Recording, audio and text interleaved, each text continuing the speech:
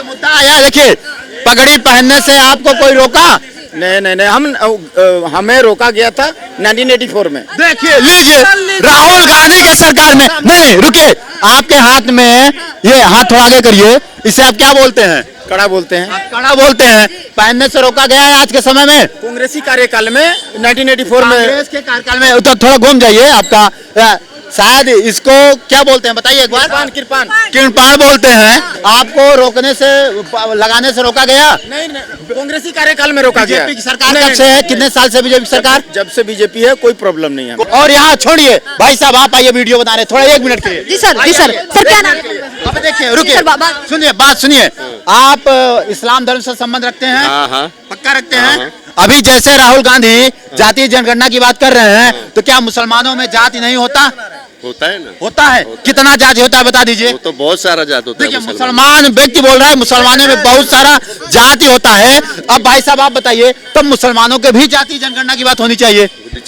होनी चाहिए ना, राहुल गांधी के अनुसार। मुद्दा आया, देखिए पगड़ी पहनने से आपको कोई रोका? नहीं, हमें रोका गया था 1984 में। देखिए लीजिए राहुल गांधी के सरकार में। नहीं रुकिए, आपके हाथ में ये हाथ थोड़ा आगे करिए, इसे आप क्या बोलते हैं? कड़ा बोलते हैं। कड़ा बोलते हैं, पहनने से रोका गया है आज के समय में? कांग्रेसी कार्यकाल में 1984 में, कांग्रेस के कार्यकाल में। तो थोड़ा घूम जाइए, आपका शायद इसको क्या बोलते हैं बताइए एक बार?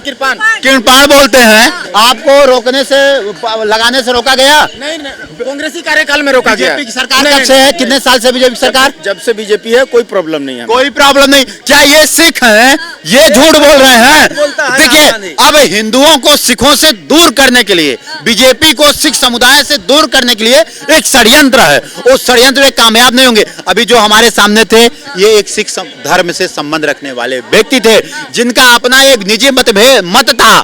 मैंने इन्हें पैसा देकर नहीं बोला गया, लेकिन अब राहुल गांधी के समर्थन में तुरंत अभी खालिस्तानी आतंकवादी आ जाएंगे। अभी जो है, क्या ये सिख नहीं थे? इनके सिर पे पगड़ी नहीं थी, इनके हाथ में कड़ा हुआ नहीं था, इनके गले में किरपान नहीं था। और यहाँ छोड़िए भाई साहब, आप आइए वीडियो बना रहे, थोड़ा 1 मिनट के लिए। जी सर, जी सर क्या नाम? अब देखिए रुकिए, सुनिए बात सुनिए। आप इस्लाम धर्म से संबंध रखते हैं? पक्का रखते हैं? अभी जैसे राहुल गांधी जातीय जनगणना की बात कर रहे हैं, तो क्या मुसलमानों में जाति नहीं होता?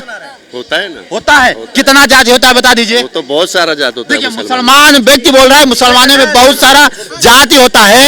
अब भाई साहब आप बताइए, तब मुसलमानों के भी जातीय जनगणना की बात होनी चाहिए? होनी चाहिए ना, राहुल गांधी के अनुसार। लेकिन अब देखिए, आज तक राहुल गांधी एक बार भी बोले मुसलमानों में जाति की बात होनी चाहिए? उसे छोड़िए, वहाबी मुसलमानों के बारे में आप जानते होंगे। क्या आप वहाबी मुसलमान हैं? नहीं, आप वहाबी मुसलमान नहीं है। आप देखिए ये मुस्लिम भाई है, इनसे आप पूछिए, क्या इस देश में एक वहाबी मुसलमान कभी पत्थर चलाया या एक वहाबी मुसलमान के नाम पे कभी कोई मुकदमा हुआ? आप बताइए भाई साहब। हुआ है? नहीं हुआ है। लेकिन अब अच्छा, अभी जो प्रेजेंट में सरकार है वो कैसा काम कर रही है? अभी काम तो कैसा अभी दिख रहा है, सब काम उल्टा सीधा ही हो रहा है। उल्टा सीधा हो रहा है, सबका साथ सबका विकास नहीं हो रहा है। नहीं हो रहा है। अच्छा, क्या कमी रह गई थी सबके साथ? 10 सालों से जो सरकार है वो कह रही सबका साथ सबका विकास हो रहा है, सबको सभी योजनाओं का लाभ मिल रहा है, आपको नहीं मिल रहा है? योजनाओं का लाभ तो देखो जिस जिसको मिलना चाहिए उसको मिलता है, लेकिन सब जगह अभी हिंदू मुस्लिम ही चल रहा है। भाई साहब एक मुस्लिम की राजनीति। रुकिए, अब नहीं, अब आप भाई साहब बताएंगे। रुकिए, नहीं आप बताइए, रुकिए सुनिए। सूरत में किसी मुसलमान की ताजिया निकली?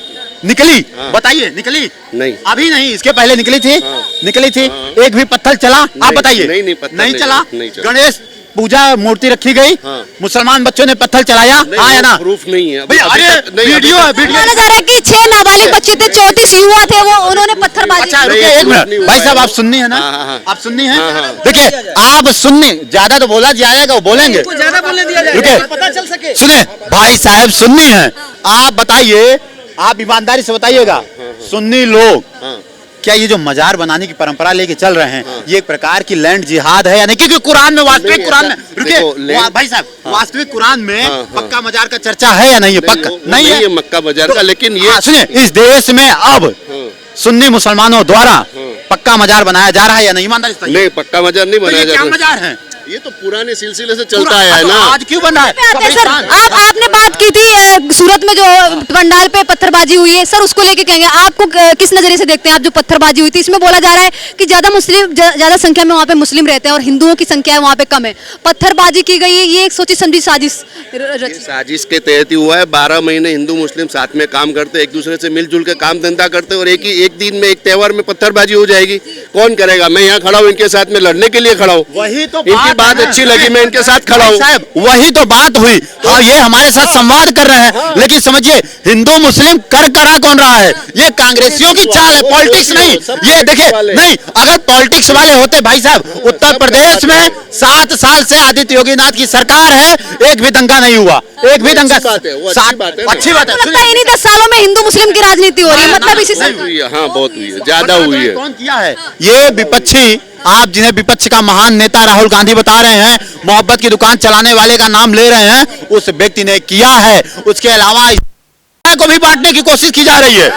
आपको पता है रुकिए, ये भेदभाव देखा होगा राहुल गांधी ने इसीलिए इस तरह की बयानबाजी कर रहे हैं। राहुल गांधी के जो सलाहकार होंगे उनको जमीनी हकीकत कुछ पता नहीं, और राहुल गांधी के बारे में पहले से ही देश जनता शायद पप्पू कुछ कहते आई है, जो बोला जाता है ये वही मान के चल देते हैं। सिखों के साथ बंटवारे का काम कौन कर रहा है आपको पता है?